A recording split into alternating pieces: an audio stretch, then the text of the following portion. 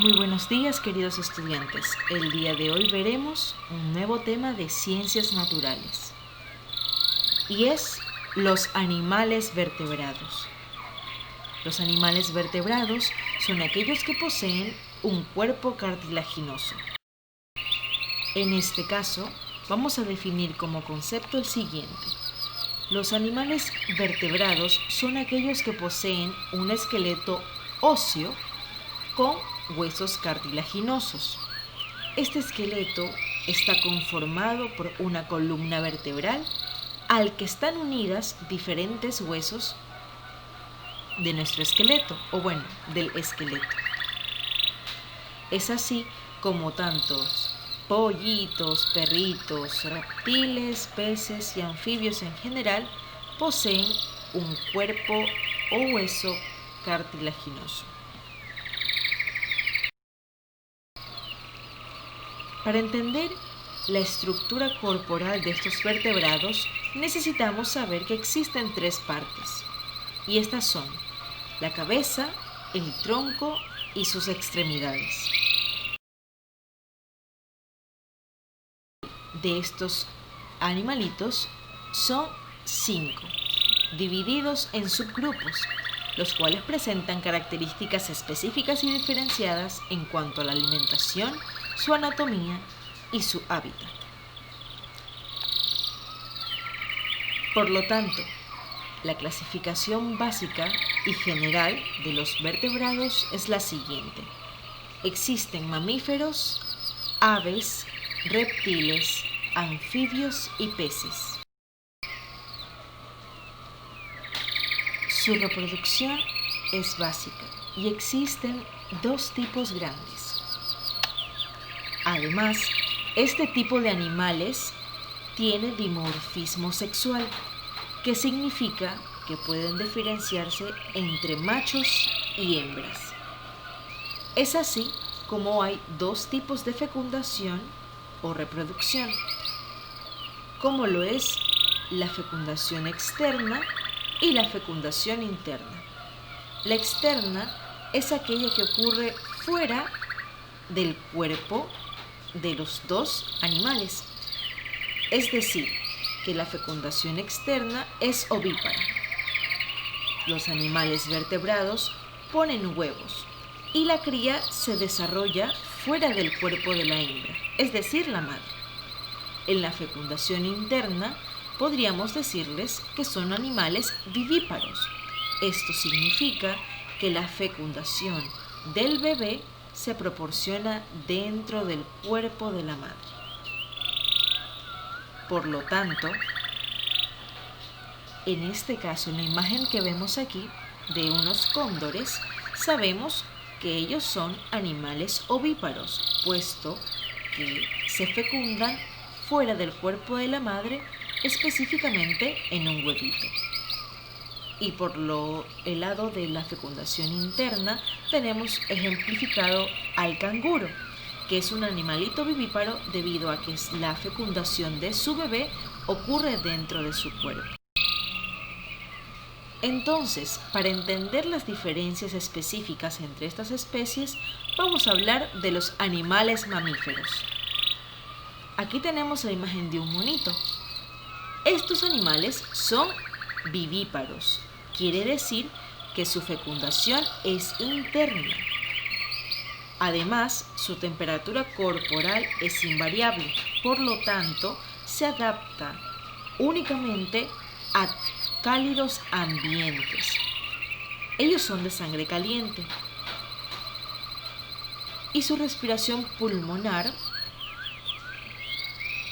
es una característica principal.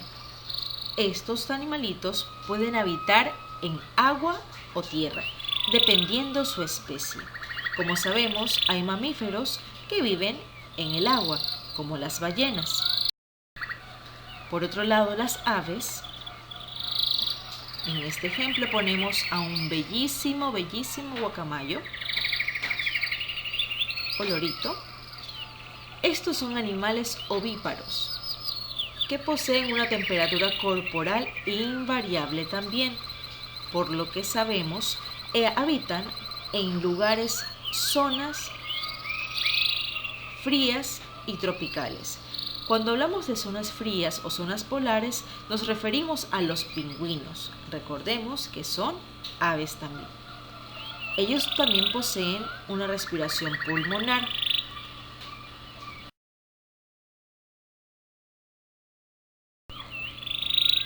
Continuando con los reptiles, y en esta imagen pues representamos uno de los reptiles más famosos, que es la serpiente. Sabemos que son animales ovíparos, que poseen temperatura corporal variable, lo que quiere decir que se adaptan al clima o al hábitat en el que se desarrollan. Por lo tanto, son conocidos también como animales de sangre fría. Su respiración es pulmonar y habitan frecuentemente en zonas cálidas o templadas. Siguiendo con los peces, existen una gran diversidad de peces y entre ellos también hay diferencias. Por ejemplo, hay algunos peces que son vivíparos y hay otros que son ovíparos. Esto quiere decir que su fecundación es interna y externa.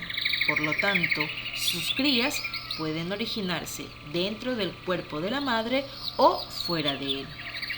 Ellos también son de temperatura corporal variable, conocidos básicamente como animales de sangre fría. Al inicio son de respiración branquial y hasta pueden habitar en aguas frías como en aguas tropicales y cálidas. Si hablamos de los anfibios, estos animales son tanto ovíparos como vivíparos. Sin embargo, los ovíparos son la gran mayoría. Existen casos excepcionales como es la salamandra, que es quien se fecunda internamente. Estos también tienen temperatura corporal variable y son considerados a su vez animales de sangre fría. Inicialmente, en el estado larval o estado de larva, poseen una respiración branquial, pero llegada a su etapa adulta, cuando ya obviamente han crecido, pasan a desarrollar pulmones. Ellos pueden vivir y desarrollarse tanto en la tierra como en el agua. Generalmente están distribuidos en zonas templadas. Por último, su alimentación es importante y diferenciada. En el caso de anfibios, estos se alimentan de insectos, lombrices u otros animales pequeños, como moscas. En el caso de las aves, poseen una alimentación muy variable dependiendo del tipo de ave del que se esté hablando, como es el caso de los cóndores, que son animales carroñeros, que comen obviamente carne en putrefacción. Pero también existen aves que son herbívoras. Por lo pronto, los mamíferos se alimentan de otros animales y vegetales. Quiere decir que son carnívoros y herbívoros a la vez. Por la parte de los reptiles, la mayoría de estos son carnívoros. Poseen dientes filudos que les permiten triturar la carne. Sin embargo, también hay animales de este tipo que se alimentan de vegetales y sus dientes tienden a ser mucho más planos que filudos. Finalmente, los peces son los únicos animales que se alimentan de microorganismos y a su vez de peces que son mucho más pequeños que ellos. Por lo pronto también comen vegetales marinos. Y esto finalmente es la clase de los animales vertebrados. Espero la hayan disfrutado y sobre todo hayan aprendido mucho. Nos vemos en una siguiente clase.